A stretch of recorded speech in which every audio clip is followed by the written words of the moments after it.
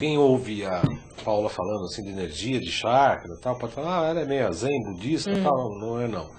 Ela fala com bastante propriedades da medicina veterinária, ela fala de questões de fisiologia, fisioanatomia dos animais, deu uma aula bastante complexa sobre como é que é o posicionamento dos chakras, inclusive nos animais, que é sobretudo uma grande diferença, principalmente em relação ao homem, e o que prova, segundo as tradições falam, que eu concordo, que eu estudo, eu também sou um cara crítico, não acredito em tudo o que falam, mas o fato é que o homem não vem do macaco justamente por causa disso. Primeiro que Einstein falava que uma coisa 10 elevado a 1 nunca vai gerar uma coisa 10 elevado a 1000.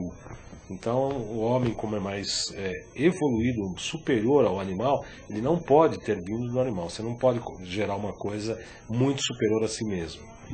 E uma das teorias que se explica isso é que a coluna do homem, ela é perpendicular à Terra.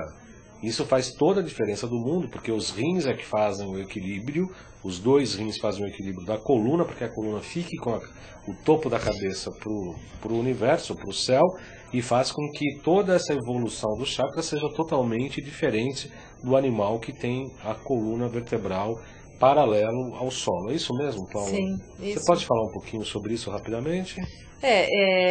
Eu acho que até dentro dos animais existem espécies que estão mais próximas ao homem, os mamíferos, que são animais que têm adrenalina, têm cortisol, né, que têm sensações, né, tem a diferenciação de outras espécies, os peixes, os anfíbios, as aves, que são menos evoluídas. Nesse sentido, a gente tem nos animais menos evoluídos uma relação mais de coletividade. Você vê, o peixe vive em cardume, né?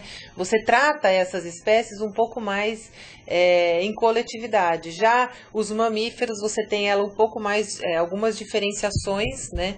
No sentido até da relação que você tem com o ser humano, né? Por isso que você vê essas espécies domesticadas são mais os mamíferos mesmo, né? Você tem pássaros, hoje em dia as pessoas têm vários animais de estimação em casa, né? Desde répteis, anfíbios, hoje se cria tudo, que também eu acho que tem que ter bastante critério no respeito ao habitat dos animais, né? Muita gente adquire uma iguana, adquire um ferret, e não sabe o que é normal deste animal para poder saber o que é anormal, né? Então, muito animal acaba sendo perdido, né? Por falta de profissionais qualificados, eu acho, nessa área, e por um erro de manejo do ser humano também, né? Certo. Mas é muito interessante essa questão da coluna, né? Os animais, eles têm, os quadrúpedes, eles têm um contato com a natureza pelas patas, né? Existem chakras nos coxins plantares dos animais que fazem com que ele tenha essa intimidade com o natural, com a natureza, né? A gente vê isso em vários essas coisas que acontecem na natureza, né? Essas grandes tempestades, você vê bandos de elefantes se afastando dos locais porque está sentindo isso a quilômetros, né? Então é uma coisa bem... Inclusive na ocasião dos tsunamis no Japão, né? Eles pressentiram, e aqui na América Central também, né? Mais do que no Japão, aqui na América Central dos tsunamis, eles pressentiram muito antes algo na natureza que estava acontecendo e acabaram indo mais para o continente, né? Eles teve uma demandada, né? Pois é. Dos animais em relação ao continente.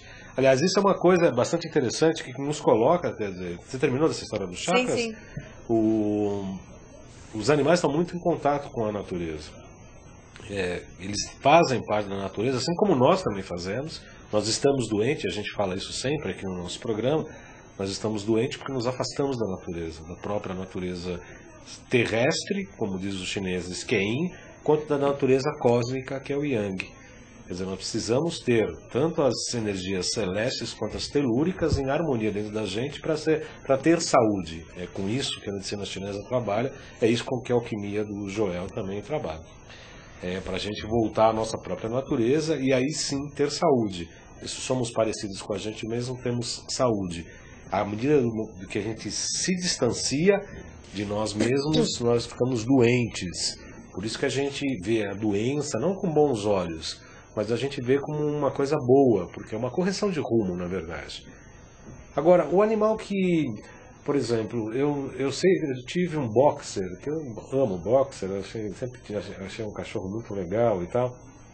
Infelizmente eu não vejo faz algum tempo, mas eu lembro que eu fiz algumas pesquisas e parece que tem umas patologias fazem parte da raça. Sim. Problemas cardíacos, de pressão e etc. Faz sentido isso? Quer dizer, uma determinada raça tem uma determinada facilidade para ter uma determinada patologia, Paulo? Sim, faz todo sentido, né? Quando você vai adquirir um animal, eu sempre oriento as pessoas para que façam uma pesquisa, né? Do porte, se quer pelo longo ou pelo curto, quais são as características de temperamento, quais são as doenças que aquela raça mais tem. E isso é uma questão de DNA, né? Assim como nós temos, né? Por exemplo, os japoneses têm uma tendência ao colesterol mais alto, por exemplo, né?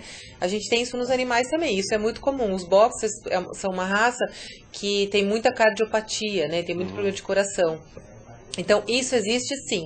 Mas eu acho que a gente vê boxers e boxers, né? A gente vê animais que têm um DNA marcado para isso e que manifestam muito jovens por um fator genético, e eu acho que tem uma influência nessa energia telúrica que a gente está falando aqui, né? Nessa energia do cosmos que nos envolve, das pessoas que cuidam desses animais, de como é o ambiente em que esse animal vive, disso ser adiantado, de se precipitar um problema e até se agravar por conta de interferências externas, né? Tanto, de novo, manejo alimentar, que a gordura em excesso, assim como na gente, nos animais, pode causar problema. Um animal que já tem uma tendência a uma cardiopatia, se ele fica obeso, você precipita isso, né?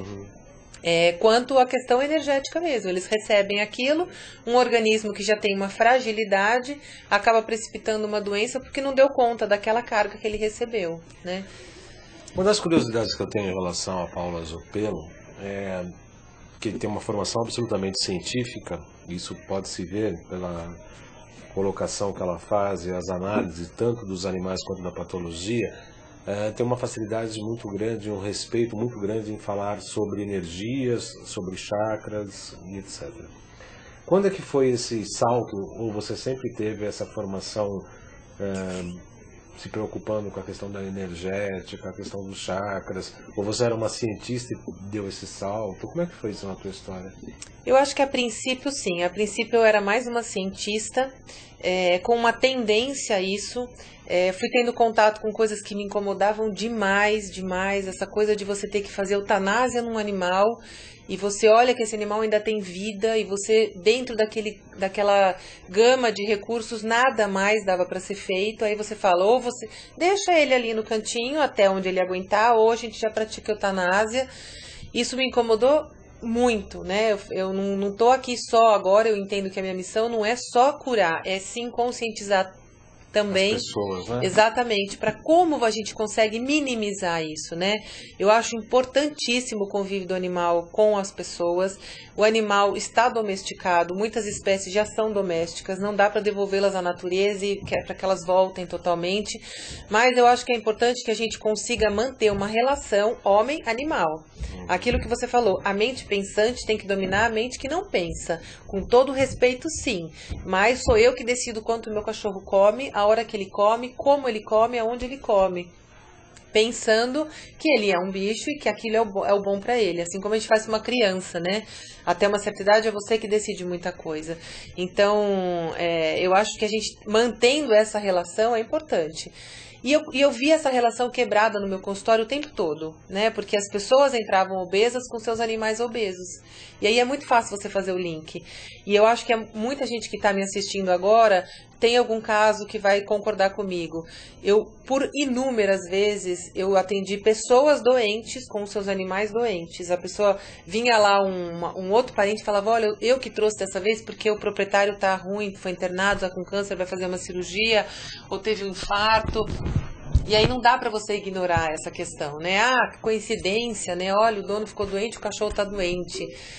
E ao passo que eu vejo casas em que eu vou e os animais fica sempre bem, né? Assim, isso não tem julgamento de novo, não quero que ninguém se sinta mal, mas então meu bicho ficou doente, a energia da minha casa é ruim. Não tem julgamento nisso. E às vezes não é uma coisa que, nem de doença, né? A gente carrega coisa, a gente tá o tempo inteiro tendo relações com as pessoas, e nessas relações você sente raiva, você briga, você chega em casa, você não tá legal, você fala, você tá desejando alguma coisa ruim porque você tá bravo com aquela pessoa, e é essa carga que não tem como você controlar, que você trouxe para casa, que o teu animal vai passivamente pegar para si, assim como o teu filho, às vezes, na hora que você dá um abraço nele, ele não tá legal, ou que você tem uma pessoa que quer carregar teu filho no colo e teu filho não quer ir pro colo, né? E a gente insiste ainda, né? E a gente insiste, vai exatamente. Né? É legal. Não, eu quero ser simpático, meu filho tem que ser sociável, ele tem que ir no colo de todo mundo, né? Então, de novo, a relação homem-animal, ela é super positiva, tem que existir. Eu tenho animal de estimação, eu tenho um gato que dorme com as minhas filhas e elas amam e isso eu não consigo impedir. Ok, não tem problema, desde que você mantenha. Agora eu consigo, com os florais alquímicos, fazer uma proteção para os meus animais, assim como eu faço para mim e para as minhas filhas também, de toda essa energia que a gente convive nesse mundo louco que a gente está, nessa terra aqui. Então, e aí, voltando um pouco ao que você me perguntou, eu comecei a vislumbrar a possibilidade de ajudar mais ainda, além de uma terapia complementar à alopatia, com essa coisa de como que eu posso ajudar, né? Já que é positiva essa relação, estou de novo afirmando, é positiva. É positiva, mas ao mesmo tempo meu cachorro pode estar morrendo para que eu não adoeça.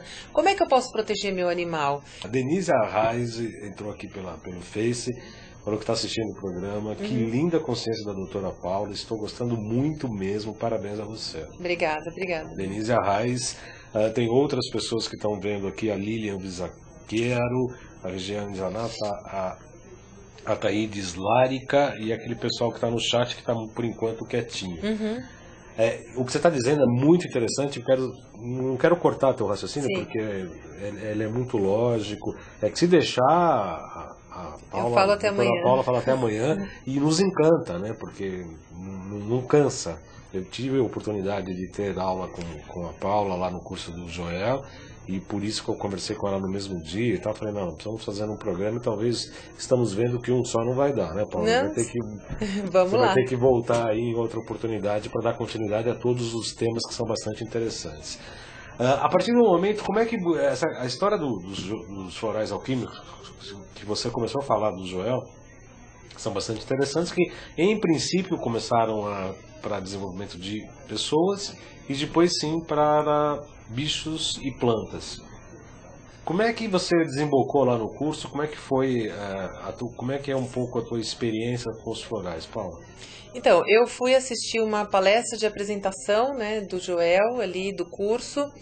Fiquei simplesmente fascinada e encantada tanto com ele quanto a proposta dos florais dele, né? E aí já iniciei o curso e no decorrer do curso, de novo, todo esse questionamento vinha. Eu falava, nossa, mas isso é tão lindo, eu tenho que aplicar isso nos animais, né? Eu tenho que, é mais uma ferramenta junto com a homeopatia que eu vou ter que usar, né? Eu preciso usar isso, porque ele tem florais de uma abrangência tão fantástica que chegam a nível de DNA, né? De modificação de DNA. Então, por que a gente não pode, se pode isso para o ser humano? E imediatamente eu comecei a me tratar com os florais e a modificação na minha vida pessoal é gigantesca, né? Assim, não dá nem para dizer. Se hoje eu falo aqui com naturalidade, graças aos florais, porque eu não tinha essa desenvoltura toda, eu morria de vergonha, eu não conseguia quase falar em público, né? Tímida. Muito tímida, extremamente adrenalizada, eu tinha medo de tudo, e hoje a modificação que eu tenho na minha vida pessoal, ela é muito grande, e eu acho que isso me impulsiona cada vez mais transportar um pouco disso para os animais, né?